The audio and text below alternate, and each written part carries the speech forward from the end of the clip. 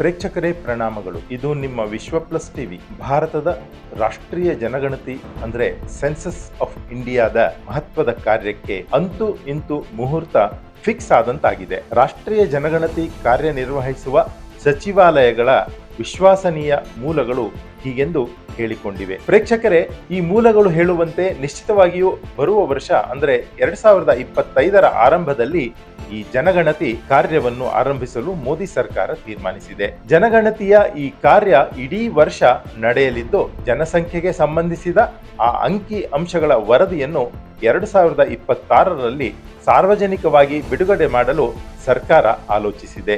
ಭಾರತದ ಹೊಸ ಜನಸಂಖ್ಯೆಯ ಅಂಕಿ ಸಂಖ್ಯೆ ಘೋಷಣೆಯ ಹಿಂದೆಯೇ ರಾಷ್ಟ್ರೀಯ ಜನಸಂಖ್ಯಾ ನೋಂದಣಿ NPR ನವೀಕರಿಸಿದ ಪಟ್ಟಿ ಕೂಡ 2027ರ ಆರಂಭದಲ್ಲೇ ಬಿಡುಗಡೆಯಾಗುವ ಎಲ್ಲ ಸಾಧ್ಯತೆಗಳು ಹೆಚ್ಚು. ಪ್ರೇಕ್ಷಕರೇ, ಆದರೆ ಪದೇ ಪದೇ ಜಾತಿ ಗಣತಿಗೆ ಆಗ್ರಹಿಸುತ್ತಿರುವ ಪ್ರತಿಪಕ್ಷಗಳ ಆಲೋಚನೆಯನ್ನು ಪ್ರಸ್ತುತ ಸಂದರ್ಭದಲ್ಲಿ ಕೇಂದ್ರ ಸರ್ಕಾರ ಗಂಭೀರವಾಗಿ ಪರಿಗಣಿಸಿದಂತೆ ಕಾಣುತ್ತಿಲ್ಲ. ಅದಕ್ಕೆ ಇರಬೇಕು ಜಾತಿ ಗಣತಿ ಕುರಿತು ಇನ್ನೂ ಯಾವುದೇ ಸ್ಪಷ್ಟತೆ ಮೂಡದಿರುವುದಕ್ಕೆ ಕಾರಣ. ದೇಶದೆಲ್ಲೆಡೆ ಚರ್ಚೆಗೆ ಪ್ರಮುಖ ವಿಷಯವಾಗಿ ಗ್ರಾಸ ತಂದಿಟ್ಟಿದ್ದ ರಾಷ್ಟ್ರೀಯ ಜನಗಣತಿಗೆ ದೇಶಕ್ಕೆ ಸ್ವಾತಂತ್ರ್ಯ ಬಂದ ನಂತರ ಒಂದು ಕಾಲಮಿತಿ ನಿಗದಿ ಮಾಡಲಾಗಿದೆ. ಅದರಂತೆ ಪ್ರತಿ 10 ವರ್ಷಕ್ಕೆ ಒಮ್ಮೆ ಈ ಜನಗಣತಿ ನಡೆಯಬೇಕು. ಜನಗಣತಿಯ ಕಾಲ ನಿರ್ಧರಿಸಿದ ಈ ನೀತಿಯು 1951ರಿಂದ 2011ರ ತನಕ ನಿರಂತರತೆಯನ್ನು ಕಾಯ್ದುಕೊಂಡು ಬಂದಿದೆ. ಆದರೆ ಕೊರೋನಾ ಹಾವಳಿಯಿಂದಾಗಿ 2021ರ ಜನಗಣತಿ ತಾತ್ಕಾಲಿಕವಾಗಿ ಸ್ಥಗಿತಗೊಂಡಿತ್ತು. ಇದರಿಂದಾಗಿ ಕಳೆದ 3 ವರ್ಷಗಳಿಂದಲೂ ಈ ಜನಗಣತಿಯ ಪ್ರಕ್ರಿಯೆ ಕೋಲ್ಡ್ ಸ್ಟೋರ್ ಸೇರಿಬಿಟ್ಟಿತ್ತು. ಈಗ ಕಡೆಗೂ ಈ ಜನಗಣತಿ ಪ್ರಕ್ರಿಯೆಗೆ ತಾತ್ವಿಕವಾಗಿ ಕೇಂದ್ರ ಸರ್ಕಾರ ಸಮಯ ನಿಗದಿ ಮಾಡಿದಂತಿದೆ. ಕೇಂದ್ರ ಸರ್ಕಾರದ ಆಲೋಚನೆಯಂತೆ 2025ರಲ್ಲಿ ಈ ಜನಗಣತಿ ಶುರುವಾಗಲಿದೆ. 3 ವರ್ಷಗಳ ವಿಳಂಬದಿಂದ ನಡೆಯುತ್ತಿರುವ ಈ ಬಾರಿಯ ಜನಗಣತಿಯಿಂದಾಗಿ ಮುಂದಿನ ಕಾಲಖಂಡದಲ್ಲಿ ರಾಷ್ಟ್ರೀಯ ಜನಗಣತಿಗೆ ಹೊಸತಾಗಿ ಕ್ಯಾಲೆಂಡರ್ ನಿಗದಿಯಾಗುವ ಸೂಚನೆಯು ಹೊರಬಂದಿದೆ. ಈಗ ಒಟ್ಟಾರೆ ದೇಶದಲ್ಲಿ ಜನಗಣತಿಗೆ ಕೊರೋನಾ ಕಾರಣದಿಂದಾಗಿ 4 ವರ್ಷಗಳ ಕಾಲ ವಿಳಂಬವಾದಂತಾಗಿದೆ. ಆದುದರಿಂದಾಗಿ ಜನಗಣತಿ ಆವರ್ತನೆಯ ಕ್ಯಾಲೆಂಡರ್ ನಿಶ್ಚಿತವಾಗಿ ಬದಲಾಗಲಿದೆ. 1951ರಲ್ಲಿ ಸ್ವತಂತ್ರ ಭಾರತದ ಮೊಟ್ಟ ಮೊದಲ ಜನಗಣತಿ ನಡೆದಿತ್ತು. ಆ ನಂತರದ ಕಾಲಖಂಡದಲ್ಲಿ ಪ್ರತಿ 10 ವರ್ಷಕ್ಕೆ ಒಮ್ಮೆ ಅಂದರೆ ಕ್ರಮವಾಗಿ 1961, 1971, 1981, 1991, 2001 ಮತ್ತು 2011ರವರೆಗೆ ನಿರಂತರತೆ ಕಾಯ್ದುಕೊಂಡಿತ್ತು. ಆ ನಂತರದಲ್ಲಿ 2021ಕ್ಕೆ ನಡೆಯಬೇಕಿದ್ದ ಗಣತಿ ಕೊರೋನಾ ಕಾರಣದಿಂದಾಗಿ ನಡೆದಿರಲಿಲ್ಲ.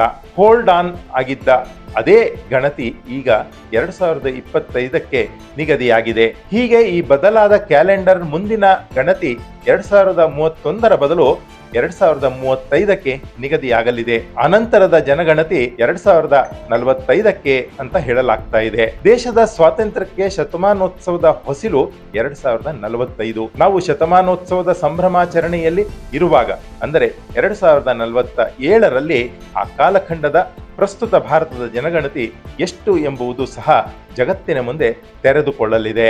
ಪ್ರೇಕ್ಷಕರೇ, ರಾಷ್ಟ್ರೀಯ ಜನಗಣತಿ 2011ರ ವರದಿಯಲ್ಲಿರುವ ಮಾಹಿತಿ ಪ್ರಕಾರ ಅಂಕಿ ಅಂಶಗಳನ್ನು ನಿಮಗೆ ತಿಳಿಸಿ ದಾಖಲಿಸಿಕೊಡುವುದಾದರೆ 2011ರಲ್ಲಿ ಭಾರತದ ಒಟ್ಟು ಜನಸಂಖ್ಯೆ 121 ಕೋಟಿಯಾಗಿತ್ತು.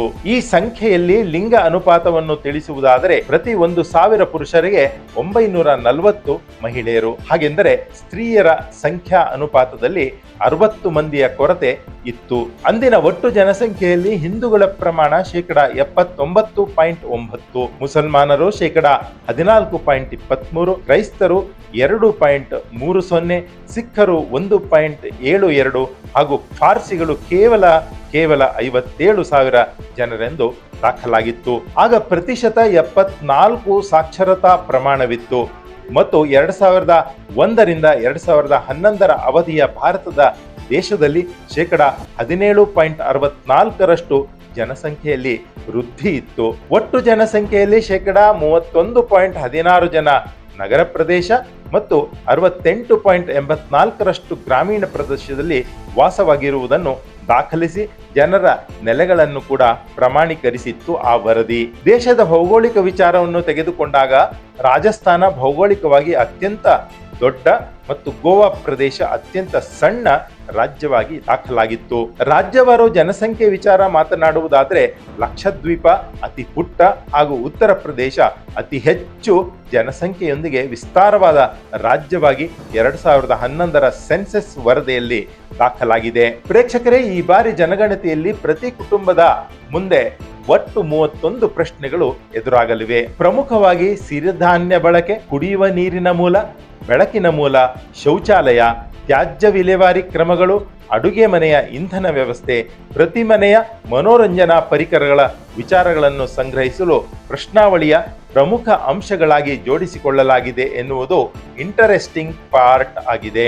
ಜಾತಿಗಣತಿ ಹಾಗೂ ಕ್ಷೇತ್ರ ಮರುವಿಂಗಡಣೆ ಕುರಿತು ಸ್ಪಷ್ಟ ಚಿತ್ರಣ ಸಿಕ್ಕದ ಕಾರಣ ಪ್ರಸ್ತುತ ರಾಷ್ಟ್ರೀಯ ಜನಗಣತಿ ಪ್ರಕ್ರಿಯೆ ಚಾಲನೆ ಪಡೆಯುವ ಮುಂಚೆ ಸರ್ವಪಕ್ಷಗಳ ಸಭೆ ಕರೆಯುವುದರ ತುರ್ತು ಅಗತ್ಯತೆ ಬಗ್ಗೆ ಕೇಂದ್ರ ಸರ್ಕಾರಕ್ಕೆ ಪ್ರತಿಪಕ್ಷವಾದ ಕಾಂಗ್ರೆಸ್ ಮತ್ತೊಮ್ಮೆ ಮನವರಿಕೆ ಮಾಡಿಕೊಟ್ಟಿದೆ. 2025ರಲ್ಲಿ ನಡೆಸಬಹುದಾದ ಜನಸಂಖ್ಯೆ ಜಾತಿವಾರು ವಿವರಣೆ ಒಳಗೊಂಡಿರುತ್ತದೆಯೋ?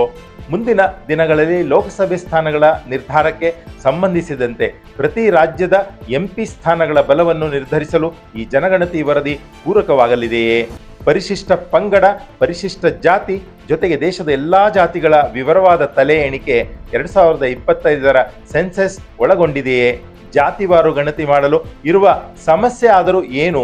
ಹೀಗೆ ಈ ಎಲ್ಲ ವಿಚಾರಗಳ ಕುರಿತು ಚರ್ಚಿಸಿ ತೀರ್ಮಾನ ಕೈಗೊಳ್ಳಲು ಈ ಸಭೆ ತೀರಾ ಅಗತ್ಯವಾಗಿದೆ ಎಂಬುವುದು ಕಾಂಗ್ರೆಸ್ಸಿನ ವಾದ. ಪ್ರಮುಖ ಪ್ರತಿಪಕ್ಷದ ಈ ವಾದವನ್ನು ಇಂಡಿಯಾ ಅಲಯನ್ಸ್ ಪಕ್ಷಗಳು ಭಾಗಶಃ ಅನುಮೋದಿಸಿವೆ ಎಂಬುವುದು ಕಾಂಗ್ರೆಸ್ ವಕ್ತಾರ ಜೈರಾಮ್ ರಮೇಶ್ ಅವರ ಮಾತಾಗಿದೆ. ವಿಶೇಷವಾಗಿ ಜನಗಣತಿಯ ಜೊತೆಗೆ ಜಾತಿಗಣತಿ ಕೂಡ ನಡೆಯಲೇಬೇಕು ಅಂತ ಕಾಂಗ್ರೆಸ್ ಮತ್ತು ಆರ್ಜೆಡಿ ಪಟ್ಟು ಹಿಡಿದು ಕುಳಿತಿವೆ. ಇದರ ಹಿಂದಿರುವ ಮೂಲ ಕಾರಣವೇ ಕೇವಲ ಎಲೆಕ್ಷನ್ ಪೊಲಿಟಿಕ್ಸ್ ಆಗಿ ಅದನ್ನು ಬಳಸಿಕೊಳ್ಳಲು ಈ ಪಕ್ಷಗಳು ಲೆಕ್ಕ ಹಾಕ್ತಿವೆ ಅಂತ ಮೇಲ್ನೋಟಕ್ಕೆ ಭಾಸವಾಗುತ್ತದೆ. ದೇಶದಲ್ಲಿ ನಡೆಯುವ ಜನಗಣತಿ ಪ್ರಕ್ರಿಯೆಗಳ ವಿಚಾರವನ್ನು ಅರಿತುಕೊಳ್ಳುವ ಕಡೆಯ ಸ್ಟೆಪ್ಪಿಗೆ ನಾವು ತಲುಪಿದ್ದೇವೆ ಪ್ರೇಕ್ಷಕರೇ. ಈ ಚರ್ಚೆಯಲ್ಲಿ ನಾವು ಕಡೆಯ ಭಾಗವಾಗಿ ಸಂವಿಧಾನದ 82ನೇ ವಿಧಿ ಹಾಗೂ ಕ್ಷೇತ್ರದ ಮರುವಿಂಗಡಣೆ ಮಾತಾಡೋಣ.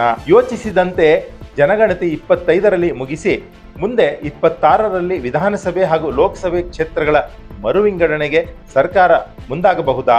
ಈ ಕ್ಷೇತ್ರ ವಿಂಗಡಣೆ ಕಸರತ್ತಿನ ಪ್ರಕ್ರಿಯೆ ಸರಳವಾಗಿದೆಯಾ ಎಂಬುದು ನಾವು ಸಾಮಾನ್ಯ ಭಾರತೀಯನ, ಪ್ರಬುದ್ಧ ಭಾರತೀಯನ ಜಿಜ್ಞಾಸೆಯಾಗಿದೆ. ಇಂಥ ಕುತೂಹಲಕ್ಕೆ ಉತ್ತರ ಸಿಗುವುದು ಸಂವಿಧಾನದ 82ನೇ ವಿಧಿಯಲ್ಲಿರುವ ವಿವರಣಾತ್ಮಕ ಮಾಹಿತಿಯಿಂದ ಮಾತ್ರ ಸಾಧ್ಯ. ಹಾಗಾದರೆ ಈ ಸಂವಿಧಾನದ 82ನೇ ವಿಧಿ ಏನನ್ನು ಹೇಳುತ್ತದೆ ಅಂತ ನೋಡೋಣ. ವಿಧಿ ಹೇಳುವಂತೆ 2025ರಲ್ಲಿ ಜನಗಣತಿ, 26ರಲ್ಲಿ ಗಣತಿಯ ಅಂಕಿ ಅಂಶಗಳ ಸಹಿತ ವರದಿಯನ್ನು ಪ್ರಕಟಿಸುವ ಕಾರ್ಯ ಪೂರ್ಣವಾಗುತ್ತೆ ಅಂತ ಭಾವಿಸೋಣ. ಆದರೆ ಬದಲಾದ ಈ ಹೊಸ ಅಂಕಿ ಅಂಶಗಳನ್ನು ಜೋಡಿಸಿಕೊಂಡು ಕ್ಷೇತ್ರ ಮರುವಿಂಗಡಣೆ ಮಾಡಲು ಸಾಧ್ಯವಾಗುವುದಿಲ್ಲ. ದೇಶದ ಎರಡೂ ಕೆಳಮನೆಗಳು ಅಂದರೆ ರಾಜ್ಯಗಳ ವಿಧಾನಸಭೆಗಳು ಮತ್ತು ಕೇಂದ್ರ ಸರ್ಕಾರವನ್ನು ನಡೆಸುವ ಲೋಕಸಭೆಗಳನ್ನು ಮರುವಿಂಗಡಣೆ ಮಾಡಬೇಕು ಅಂತಾದರೆ ಮೊದಲು ಸಂವಿಧಾನದ ಈ 82ನೇ ವಿಧಿಗೆ ತಿದ್ದುಪಡಿ ತರಬೇಕಾಗುತ್ತದೆ. ತಿದ್ದುಪಡಿಯಾಗದ ಹೊರತು ಕ್ಷೇತ್ರ ಮರುವಿಂಗಡಣೆ ಅಸಾಧ್ಯ. ಹಾಗಾಗಿ ಈ ಕ್ಷೇತ್ರಗಳ ಮರುವಿಂಗಡಣೆ ವಿಚಾರ ವರ್ತಮಾನ ಕಾಲದಲ್ಲಿ ಸ್ಪಷ್ಟತೆ ಕೊಡುವಂತೆ ಇಲ್ಲ. ಈ ಎಲ್ಲ ವಿಚಾರಗಳು ತಿಳಿದಿದ್ದರೂ ಸಹಿತ ಭಾರತದ ದಕ್ಷಿಣ ರಾಜ್ಯಗಳಲ್ಲಿ ಕ್ಷೇತ್ರ ಮರುವಿಂಗಡಣೆಯ ವಿಚಾರ ಆತಂಕವನ್ನೇ ತಂದಿಟ್ಟಿದೆ. ದಕ್ಷಿಣ ರಾಜ್ಯಗಳ ರಾಜಕಾರಣಿಗಳ ಆತಂಕವೇನು ಗೊತ್ತೇನು ಪ್ರೇಕ್ಷಕರೇ? ಇದರ ಹಿಂದೆಯೂ ಕಾರಣವಿದೆ. ಆ ಕಾರಣವೇನೆಂದರೆ ಪ್ರೇಕ್ಷಕರೇ, ದೇಶದ ಉತ್ತರದ ರಾಜ್ಯಗಳಿಗಿಂತ ದಕ್ಷಿಣದ ರಾಜ್ಯಗಳು ಕಳೆದ 10 ವರ್ಷಗಳಲ್ಲಿ ಜನಸಂಖ್ಯೆ ನಿಯಂತ್ರಣದಲ್ಲಿ ಭಾರಿ ಪ್ರಮಾಣದ ಯಶಸ್ವಿ ಪಡೆದಿವೆ. ಈ ಜನಸಂಖ್ಯಾ ನಿಯಂತ್ರಣದ ಸಾಧನೆ ಚುನಾವಣಾ ರಾಜಕೀಯಕ್ಕೆ ಇಲ್ಲಿ ಏಟು ಕೊಡಲಿದೆ. ಕ್ಷೇತ್ರ ಮರುವಿಂಗಡಣೆ ಆಗಿಯೇ ಬಿಟ್ಟರೆ ಇಲ್ಲಿಯ ರಾಜಕೀಯ ಪಕ್ಷಗಳ ನಾಯಕರು ತಮ್ಮ ಲೋಕಸಭೆ ಹಾಗೂ ರಾಜ್ಯ ವಿಧಾನಸಭೆಗಳ ಸ್ಥಾನಗಳನ್ನು ಕಳೆದುಕೊಳ್ಳುವ ಆತಂಕಕ್ಕೀಡಾಗಿದ್ದಾರೆ. ಹಾಗೊಮ್ಮೆ ಈ ಕ್ಷೇತ್ರ ಮರುವಿಂಗಡಣೆ ಆಗಿಯೇ ಬಿಟ್ಟರೆ ಹಲವರು ತಮ್ಮ ಸಂಸತ್ ಸದಸ್ಯತ್ವ ಹಾಗೂ ಶಾಸನಸಭೆ ಸ್ಥಾನವನ್ನು ಕಳೆದುಕೊಳ್ಳುವ ಸಾಧ್ಯತೆಯೇ ಹೆಚ್ಚಾಗಿದೆ. ಇದುವೇ ದಕ್ಷಿಣದ ರಾಜಕಾರಣಿಗಳಲ್ಲಿ ಚುನಾವಣಾ ರಾಜಕಾರಣ ಹಾಗೂ ಅಧಿಕಾರಕ್ಕಾಗಿ ರಾಜಕೀಯ ಮಾಡುವವರಲ್ಲಿ ಅಧೀರತೆಯನ್ನು ತಂದಿಟ್ಟಿದೆ. ಒಟ್ಟಾರೆ 2025ರ ಜನಗಣತಿ ಮುಗಿದು 2026ರಲ್ಲಿ ಅದರ ಅಂಕಿಅಂಶ ಪ್ರಕಟವಾದಾಗ ಭಾರತದಲ್ಲಿ ಬಹುಸಂಖ್ಯಾತ ಸಮಾಜದ ಜನಸಂಖ್ಯಾ ಬಲ ಎಷ್ಟು ಎಂಬುದು ನಿಶ್ಚಿತವಾಗಿ ಬಹಿರಂಗವಾಗಲಿದೆ. ಪೊಲಿಟಿಕಲ್ ಬ್ಯೂರೋ, ವಿಶ್ವ ಪ್ಲಸ್ ಟಿವಿ. ವಿಶ್ವ ಪ್ಲಸ್, ಜನಹಿತಕ್ಕಿದು ಜ್ಞಾನದ ಜಾಲ.